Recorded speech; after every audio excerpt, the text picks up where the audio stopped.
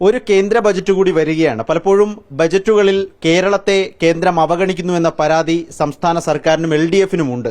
ഇത്തവണ ഈ അവഗണന പരിഹരിക്കപ്പെടും എന്ന് കരുതുന്നുണ്ടോ? പൊതുവേ നമ്മുടെ കേരളത്തോട് എല്ലാ ബഡ്ജറ്റുകളും അനീതിയാണ് കാണിക്കാറ്. കേരളം ആവശ്യപ്പെടുന്ന ഒന്നും തന്നെ നൽകാൻ വേണ്ടി തയ്യാറാകാത്ത സ്ഥിതിയാണുള്ളത്. ഈ കൊല്ലത്തെ ബഡ്ജറ്റിൽ നമ്മൾ എന്തെങ്കിലും പ്രതീക്ഷിക്കുന്നുണ്ട്. അപ്പോൾ തീർച്ചയായിട്ടും നമ്മുടെ കേരളത്തിന്റെ താല്പര്യം സംരക്ഷിക്കാൻ വേണ്ടിയുള്ള എന്തെങ്കിലും ഈ ബഡ്ജറ്റിൽ കിട്ടും എന്നാണ് നമ്മൾ പ്രതീക്ഷിക്കുന്നത്. അത് ബഡ്ജറ്റ് അവതരിപ്പിക്കുന്ന ഏതാനും മണിക്കൂറുകളിൽ അവതരിപ്പിക്കും.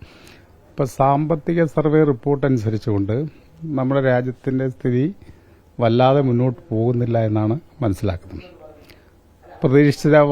പ്രതീക്ഷിച്ച വളർച്ചാ നിരക്ക് സാധ്യമാകില്ല എന്ന് ഈ എക്കണോമിക് സർവേ റിപ്പോർട്ടിൽ തന്നെ ചൂണ്ടിക്കാണിക്കുക. അപ്പോൾ ഗവൺമെന്റിന് ഒരു പ്രതീക്ഷയില്ലാത്ത ഒരു കാര്യമാണത്. സാധാരണ എക്കണോമിക് സർവേ റിപ്പോർട്ട് എന്നൊക്കെ പറയുന്ന ഒരു ഊഹം വെച്ചുകൊണ്ടുള്ള റിപ്പോർട്ടാണ്. ആ ഊഹത്തിൽ പോലും തങ്ങൾ നേരത്തെ പ്രഖ്യാപിച്ച വളർച്ചാ നിരക്ക് ഉണ്ടാകില്ല എന്നാണ് സൂചിപ്പിക്കുന്നത്. 6.5 മുതൽ 7 വരെ ഉള്ള വളർച്ച ഉണ്ടാകാൻ വേണ്ടി പോകുന്നത്. അതിൽ തന്നെ നോക്കുമ്പോൾ പ്രധാനമായിട്ടും നമ്മുടെ രാജ്യം ഒരു കാർഷിക രാജ്യമാണല്ലോ. അപ്പം കാർഷിക മേഖലയുടെ മുന്നേറ്റത്തിന് തടസ്സമായി നിൽക്കുന്ന ഘടകങ്ങളാണ് ഉള്ളതെന്ന റിപ്പോർട്ടിൽ തന്നെ പറയാം. തൊഴിലില്ലായ്മ ഏറ്റവും വലിയൊരു പ്രശ്നമാണ്. ആ തൊഴിലില്ലായ്മ പരിഹരിക്കാൻ വേണ്ടിയുള്ള യാതൊരു കാര്യവും ചെയ്യുന്നില്ല എന്നുള്ളതാണ് ആ റിപ്പോർട്ട് വായിക്കുമ്പോൾ നമുക്ക് മനസ്സിലാകാൻ. കേരളത്തിന്റെ സാഹചര്യത്തിലേക്ക് വന്നാൽ പലപ്പോഴും കേരളത്തെ അവഗണിക്കുന്നു. പക്ഷേ ഇത്തവണ കാര്യമായ പദ്ധതികളും ആവശ്യങ്ങളുമാണ് മുന്നിൽ വെച്ചിരിക്കുന്നത്.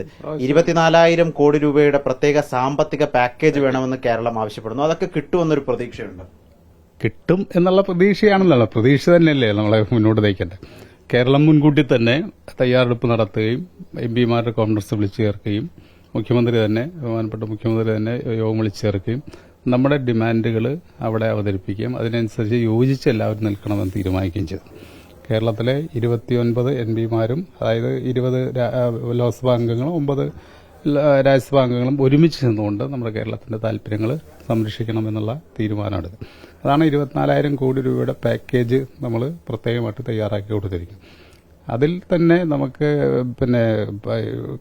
കൊടുത്തു തീർക്കേണ്ട കുടിശ്ശികയുണ്ട്. സംസ്ഥാനത്തിന് കേന്ദ്ര ഗവൺമെന്റ് നൽകേണ്ട വിവിധ ക്ഷേമ പെൻഷൻ പദ്ധതിയുടെ കുടിശ്ശികയുണ്ട്. അതിന് ഏകദേശം 3,600-ലധികം കോടി രൂപ കിട്ടാനുണ്ട്. നമുക്ക് തരേണ്ടതാണ്, അല്ലാതെ ഇപ്പം വിഹിതമോ മറ്റോ അല്ല, നമുക്ക് കിട്ടേണ്ടതാണ്. കൊടുത്തു തീർക്കണം, അത് കിട്ടില്ല. പിന്നെയാണെങ്കിൽ നമ്മൾ മറ്റ് വികസന പ്രവർത്തനത്തിന് വേണ്ടിയുള്ള വലിയ ചെലവ് വരുന്നുണ്ട്. അപ്പം അതെല്ലാം കൂട്ടിയാണ് നമ്മൾ 24,000 കോടി രൂപയുടെ ഒരു സ്പെഷ്യൽ പാക്കേജ് കേരളത്തിന് നൽകണം എന്നുള്ളത് പറഞ്ഞിരിക്കുന്നത്. അത് തീർത്തും അർഹതപ്പെട്ട ഒരു കാര്യമാണ് നമ്മൾ ചോദിക്കുന്നത്, അനർഹമായിട്ടില്ല. കഴിഞ്ഞ കുറേ കാലമായിട്ട് നമുക്കൊരു പുതിയ പദ്ധതിയും നമ്മുടെ കേരളത്തിൽ നൽകുന്നില്ല. ഒരു നയാ പൈസയുടെ പുതിയ പദ്ധതി കേരളത്തിൽ നൽകിയിട്ടില്ല എന്ന് കാണാം. അപ്പോൾ തീർച്ചയായിട്ടും അതെല്ലാം നമ്മൾ ഡിമാൻഡ് ചെയ്യുമ്പോൾ എന്തെങ്കിലും മറ്റ് സങ്കുചിതവാദം കൊണ്ട് പറയുന്നത് നമുക്ക് അർഹതപ്പെട്ടത് കിട്ടാതെ വരുമ്പോൾ പറയുന്നതാണ്. ഇപ്പൊ വിഴിഞ്ഞം പദ്ധതി അതിനിപ്പോ അത് പൂർത്തീകരിക്കണമെങ്കിൽ 5,000 കോടിയോളം രൂപ നമുക്ക് വേണം. അതുപോലെ നാഷണൽ ഹൈവേയുടെ വികസനത്തിന് ഇപ്പൊ നമ്മുടെ 600 കോടിയോളം രൂപ നമ്മുടെ സംസ്ഥാന ഗവൺമെന്റ് അഡ്വാൻസ് 25% നമ്മൾ ഭൂമി, അത് ഒരുപക്ഷെ ഇന്ത്യയിൽ മറ്റൊരു സംസ്ഥാനം ചെയ്യാത്ത കാര്യം. കേരളത്തിലാണ് 25% നാഷണൽ ഹൈവേയുടെ സ്ഥലമെടുപ്പിന്റെ വിഹിതം സംസ്ഥാന ഗവൺമെന്റ് കൂടെ. അപ്പം അങ്ങനെയൊക്കെ വരുമ്പോൾ സ്റ്റേറ്റ് ഗവൺമെന്റിന് കൂടുതൽ ചെലവ് വരികയാണ്. അർഹമായിട്ടുള്ള വിഹിതം നമുക്ക് ലഭിക്കാതെ വരികയും ചെയ്യണം. അപ്പം തീർച്ചയായിട്ടും ഈ ബഡ്ജറ്റിൽ അത് നേടിയെടുക്കാൻ വേണ്ടിയുള്ള കൂട്ടായ പരിശ്രമം ഉണ്ടാകുമെന്നാണ് പറയാം. എപ്പോഴും അനീതിയാണ്. ഇത്തവണ അത് ഉണ്ടായില്ല എന്ന് പ്രതീക്ഷിക്കുന്നു. പ്രതീക്ഷയുമായി മുന്നോട്ട് പോവുക എന്നതാണ് കെ. രാധാകൃഷ്ണൻ MP പറയുന്നത്.